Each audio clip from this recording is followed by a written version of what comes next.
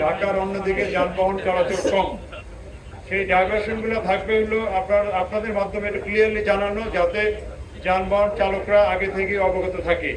0 point crossing, সরকারি কর্মচারী হাসপাতাল, high court crossing, press club link road, পররাষ্ট্র মন্ত্রণালয়ের পিছনের গলি, ইউবিএল বা Paltan crossing, police control room gap, মৎস্য ভবন ক্রসিং, এইসব এলাকায় আমাদের ডাইভারশন থাকবে।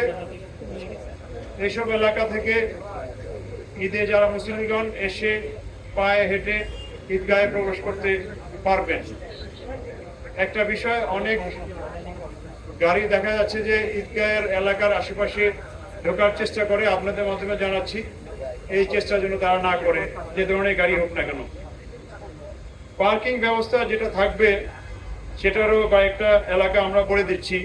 গণপূর্ত ভবনের আঙ্গিনায় বা তার ভিতরে সরকারি কর্মকর্তা বা সমাজের বিশিষ্ট ব্যক্তিবর্গ বা সাংবাদিকদের পার্কিং থাকবে।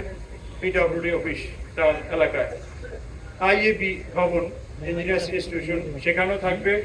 0 পয়েন্ট ক্রসিং, ইউপিএল এর উভয় পাশে, রাস্তার পাশে ফাঁকা জায়গা সহ রাস্তার পাশে হয়তো এক লাইন পার্কিং করা যাবে। দোয়েল চত্বরের দক্ষিণ পশ্চিম পাশেও পার্কিং করা যাবে। ফজলুল হক মুসলিম হল থেকে বঙ্গবাজার ফোকাস মার্কেট ক্রসিং পর্যন্ত রাস্তার উভয় পাশে পার্কিং থাকবে।